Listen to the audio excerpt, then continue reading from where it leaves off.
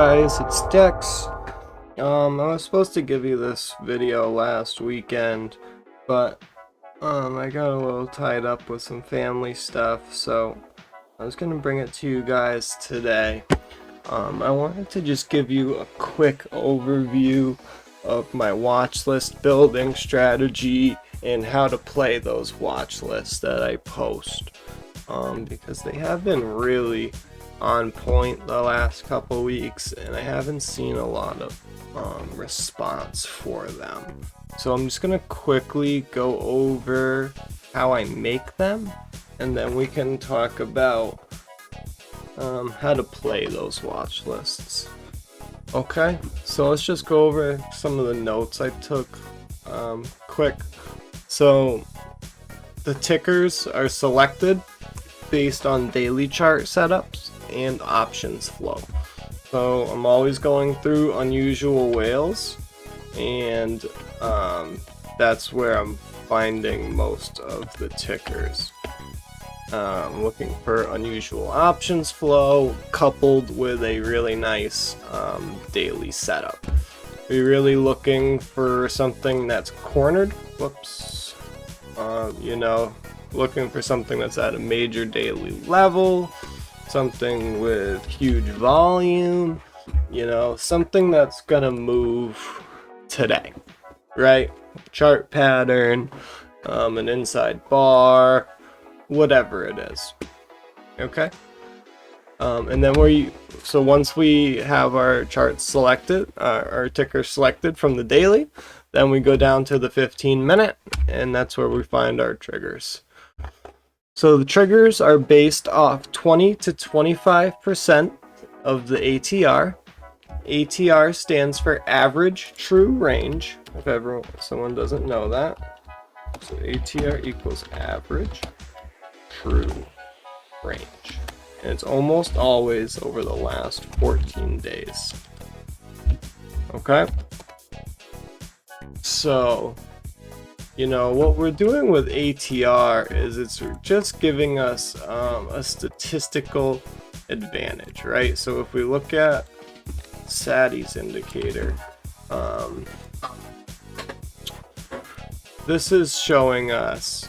So right here is is yesterday's close, our call trigger, which is about 20% of the ATR on our put trigger. Targets are the dark gray, and then white is one full ATR. Okay, so let's just think about this in terms of probability for a second, right? So if over the last 14 days, on average, the stock moves $1. Okay?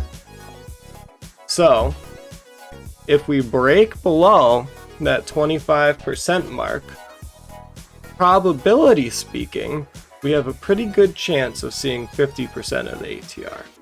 If we break 50% of the ATR, we have a pretty good chance of seeing one full ATR.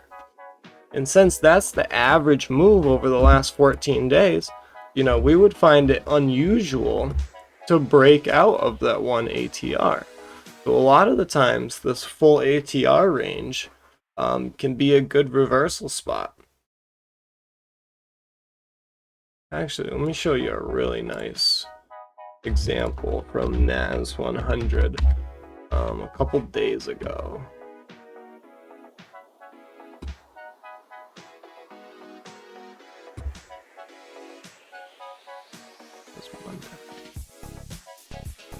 Yeah, so you could see on Monday,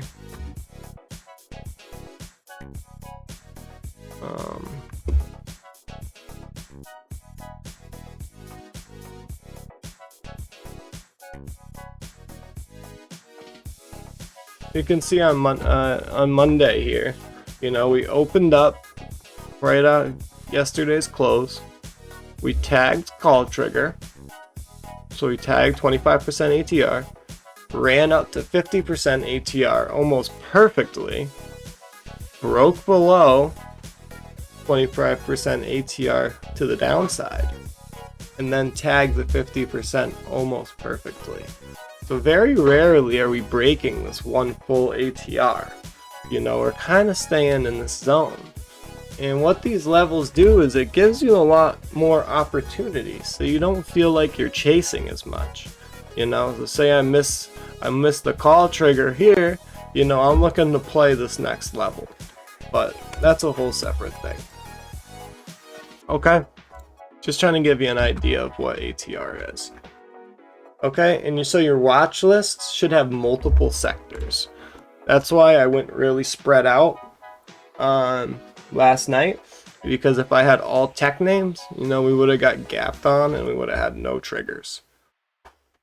So a simple way to find your ATR triggers, you're like, man, 25% of the ATR, how the fuck am I gonna do that, right? This is, I have an indicator that does it, but you're not gonna have access to this. So this is the indicator that I use. So this is 20% of the ATR, this is 25%. So I'm just setting a level in these boxes, basically. It does the math for me. But what you're gonna have to do is you're gonna have to do the math for yourself. So I use this indicator called the Strat Info Box. It's available on TradingView. It's gonna look super crazy when you first get it, and you're gonna turn off everything. If you're using it intraday, you can leave on pre-market high and pre-market low, which I do on my intraday setup. And then you're gonna leave on labels. So turn off everything besides the labels, pre-market high, pre-market low. So labels is gonna give you this nice little box. It's gonna tell you the current daily true range and then the 14-day average true range, as well as the daily volume. And then it'll show you if the daily candle is green or red, weekly candle green or red, monthly and yearly. It's a pretty cool indicator. So, you know, and you can round them a little bit, right? So we're looking at a ATR of 2.9. So we'll call this a $3 ATR. Okay, so to get 10% of the ATR, you're just gonna move this decimal point to the left. Okay, so we got a $3 ATR. 10% of that would be a 30-cent ATR. And then we double that to get a 60-cent ATR. So about 20% is going to be about 60 cents, right? So then it's a little different because we're doing this intraday. But we would be setting this off, you know, today's close for tomorrow. So we would take the close, 190.2, and we're going to add 60 cents to that. So we're going to like 190.8, right? So that's almost exactly what I had yesterday. So then once you're in that general area, 190.8, then you're going to find the best trigger right in this zone, right? So 191 looks like a great trigger. You got this wick, you got the gap, you got these wicks, right? This is a place I would be interested in taking along. And don't forget, just because it's a long trigger, that's why I try to call them upper and lower. You don't have to just play calls, right? If you get one of these candles, a big rejection, take the short off your long trigger. You know, that's sometimes why I like to set them where I do, like here. You know, if I was taking puts, I would just puts, you know, I would break this trigger down lower. But I'm setting it right here, you know, in case I see a bounce, which is what we got, you know, towards the end of the day. And these are yesterday's triggers. So these were set before this happened, right? So you can see how well these held up.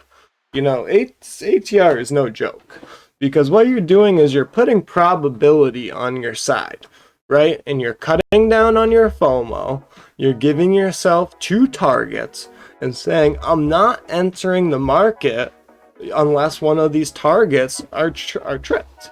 And if you're trading at work, you know, obviously you're setting these the night before. This is not something you're doing intraday. This all has to be done the night before. So if you're a person that doesn't have time, this might not be the strategy for you.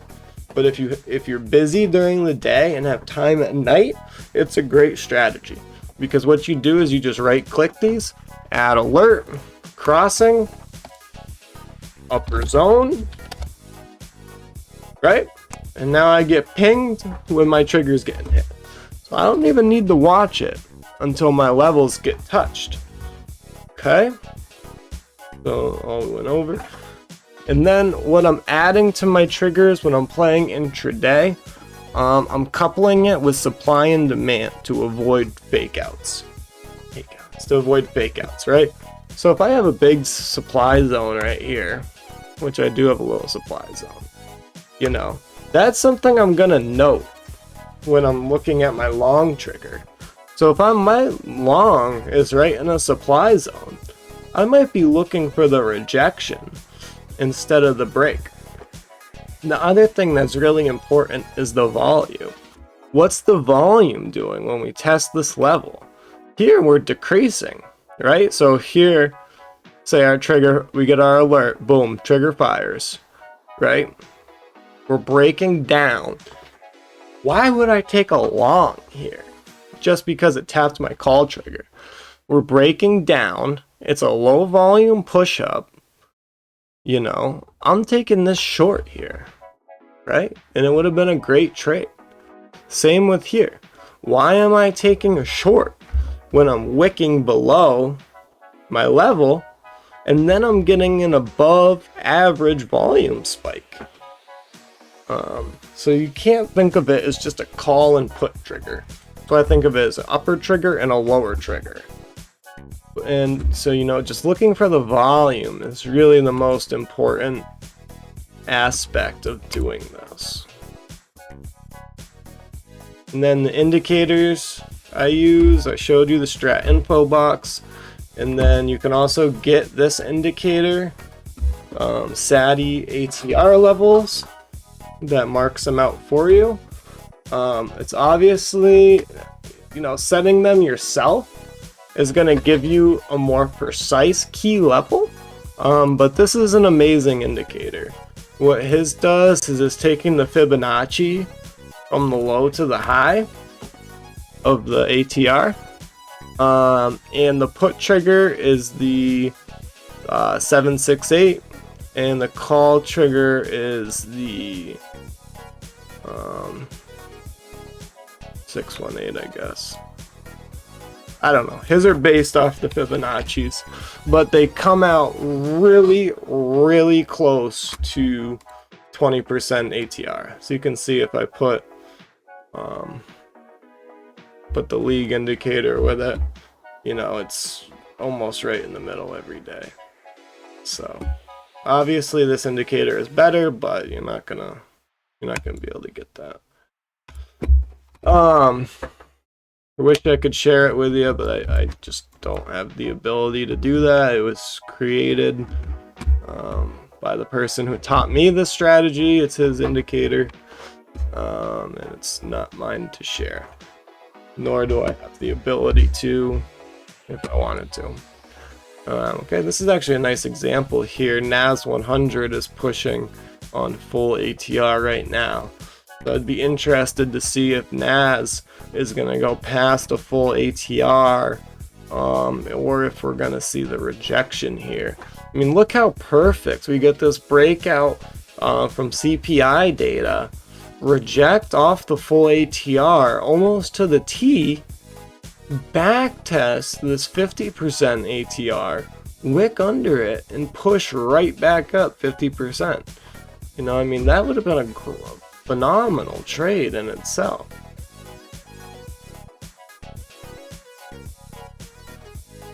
Yeah, I guess that is how it winds up. I thought it was the 7618 that he uses. But anyway, if you want to learn more about Satys indicator, you're gonna come here onto Google and you go to satyland.com. They're all free. You can download the ATR levels, you can download his EMA clouds and the pivot ribbon, and he has videos, really good videos on how to use it and how to understand ATR, all for free as well. So all you got to do is favorite them, and you'll have them on TradingView. So we can take Oxy from today's watch list, and you can see how well these levels held up. You know, so right off open, we test our level, and we could have taken a beautiful long. You might have got faked out here, not gonna act like you wouldn't. I mean, this was a strong move, but you stop out here, beautiful retest. I mean, this is as perfect as it gets, right? Drops, retests our put trigger, rockets, breaks, back tests, and goes. The other thing to remember with triggers, with these triggers, is the retest is always going to be the better entry. Sometimes you'll miss the move, you know, sometimes it'll just blow right past it, you know, but I mean, look at this. If you went long here, you would have been pissed. So you went long. Hopefully you're respecting your stop. That's the other thing. So let's talk about playing the watch list now. So if you're going long over the trigger, you need to use the trigger as your stop, right?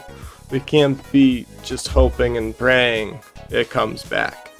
I mean, if you had gone long like in here and stopped out, I mean, you'd probably be pissed. So obviously that is going to happen sometimes, but you know, we're trying to practice good tendencies and good risk to reward, right?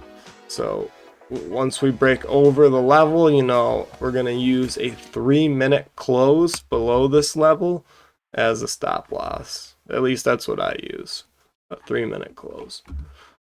Okay, I hope that makes sense for you guys.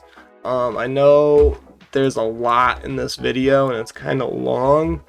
I'm gonna go over how to play the watch lists in the next video. I guess just real briefly, I'll just say, just to give you an idea, these are not current, this is from yesterday, but just how to read this. So I'm looking at AMC. So my trigger was 24.5. So with a 3-minute close over 24.5, I'm looking to go long the 30 call, right? A rejection off 24.5, I'm taking the 22 put. My contracts aren't changing. I'm only using these two contracts. So even if I'm shorting off the long trigger, I'm using the 22 put. If you wanted to change it, you certainly can, but I load up my contracts into Webull the night before into a watch list of calls and puts. So I put my my contracts in here that I'm putting on the watch list. So when I'm ready to trade, you know, I'm going, okay, Oxy's breaking trigger. I just click, it's loaded up in Active Trader, it's loaded up, you know, in here, and I'm ready to fire. Right? Let's say I take that long, buy 3 at the mid, boom. You know, easy as that. That's why I really recommend this strategy to people. It really helped me improve my discipline, picking the 5 stocks and just sticking to those 5, ignoring the noise. It let me capitalize on the moves that were in front of me instead of chasing stuff I saw on Twitter or Discord. And that's really, you know, what I think is the most important part of this. You know, you couple this with a supply and demand strategy, as well as your opening range breakout strategy, and you have a really powerful system. You know, so what I'm able to do putting these together is I can play my orb off open, you know, get the jitters out, get a nice little win, and then I'm usually waiting, letting the first 15-minute close, and then I'm waiting for a trigger to come.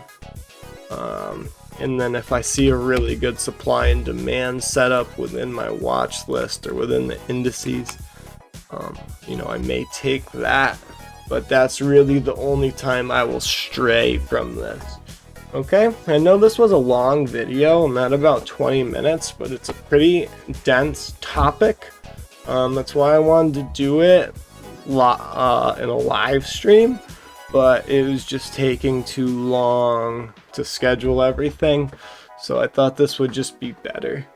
I know you guys are going to have some questions, so feel free to just post them in the chat, and we will go over this again live next week of how to play the watch list a little more. Alright guys, I'll talk to you next weekend. Peace.